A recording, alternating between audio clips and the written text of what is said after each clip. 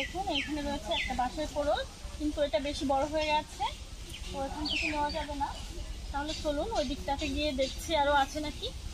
এখানে একটা পেয়ে গেছি, এটাই কাটবো এখন।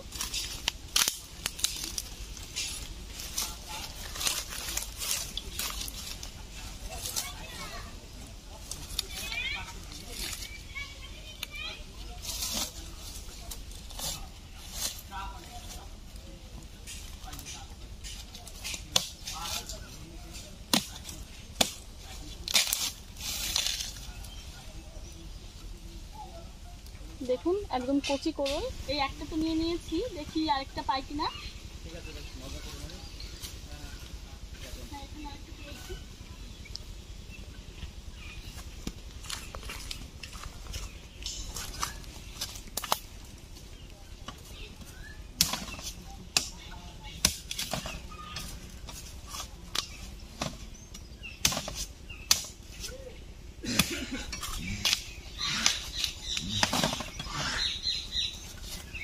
তো চলুন, হয়ে গেছে, এগুলো নিয়ে আমি চলে যাচ্ছি উনুন পাড়ে। নিয়ে একদম রান্নাঘরে চলে এসেছি, এখন ছাড়িয়ে নিচ্ছি, ছাড়িয়ে ছোট ছোট করে কেটে নেব।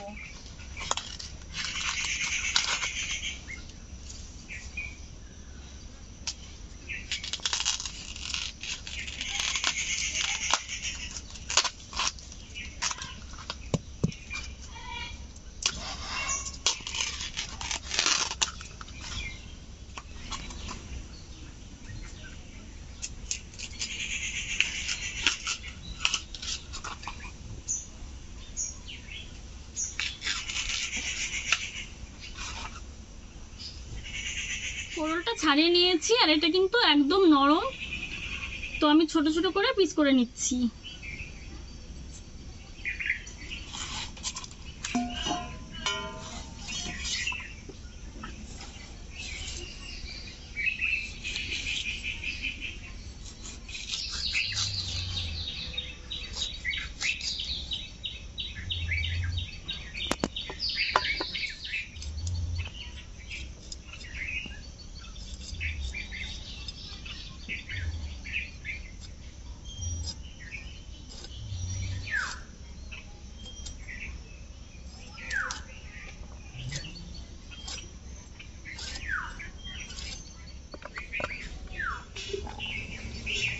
সবকটা কেটে নিয়েছি, দেখুন এখন ভালো করে ধুয়ে নিচ্ছি।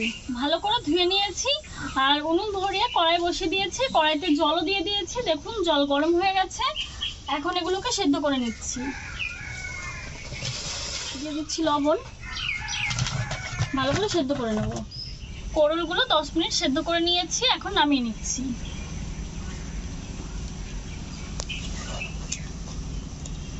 দেখুন জল অনেক কমে গেছে।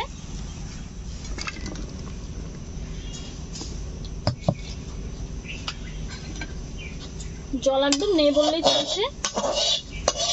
কড়াই ধুয়ে উনুনের উপর চাপিয়ে নিয়েছি। দেখুন এখানে নিয়েছি 3টে শুকনো লঙ্কা। আচার একটু ঝাল ঝাল হলে আমার আবার বেশি ভালো লাগে, তো আপনারা চাইলে লঙ্কা কমিয়েও দিতে পারেন।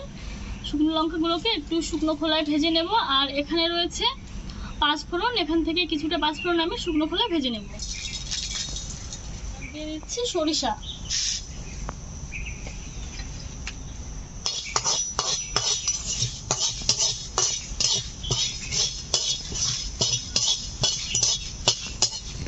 শুকনো খোলায় ভেজে নিয়েছি, নামিয়ে বেটে নিচ্ছি।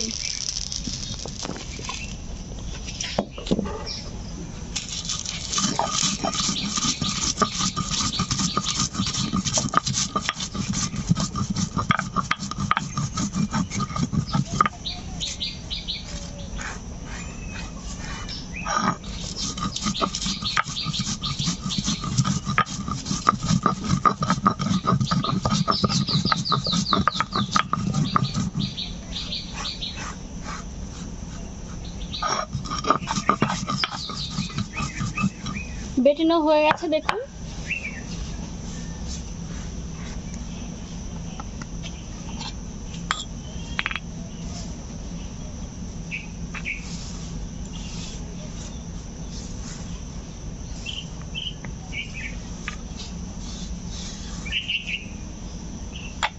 এখানে নিয়েছি কয়েক কোয়া রসুন, রসুনগুলোকে একটু থেতো করে নেব।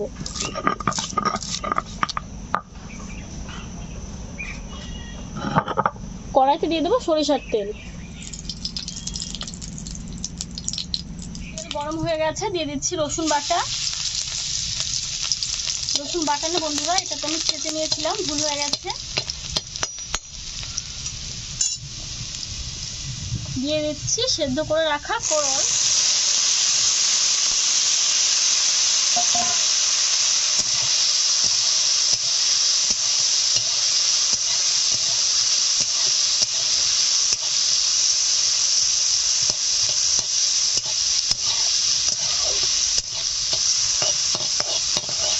দিয়ে দিচ্ছি পাঁচফোড়ন। আপনারা চাইলে পাঁচফোড়নটা তেলের উপরেও দিয়ে দিতে পারেন। লবণ দিয়ে দিলাম, হলুদ গুঁড়ো,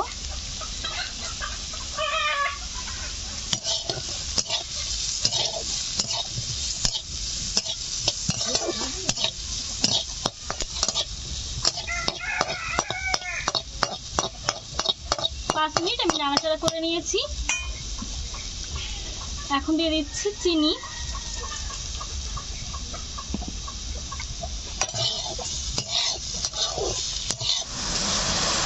চিনিটা গলে গেছে দেখুন। এখন দিয়ে দিচ্ছি লেবুর রস।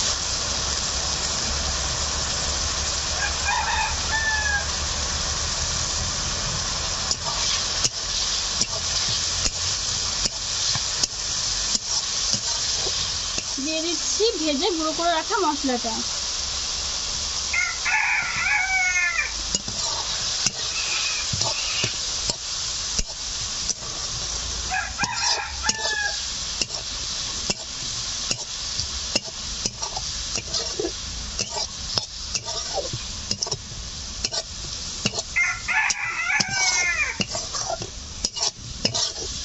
বাঁশকরলের আচারটা একদম তৈরি হয়ে গেছে, এখন নামিয়ে নিচ্ছি।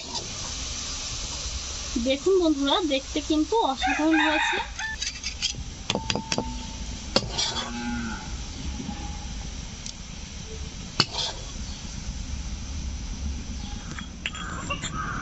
রেসিপিটা হয়ে গেল। এই রেসিপিটা আপনাদের কেমন লেগেছে অবশ্যই কিন্তু আমাদেরকে জানাবেন।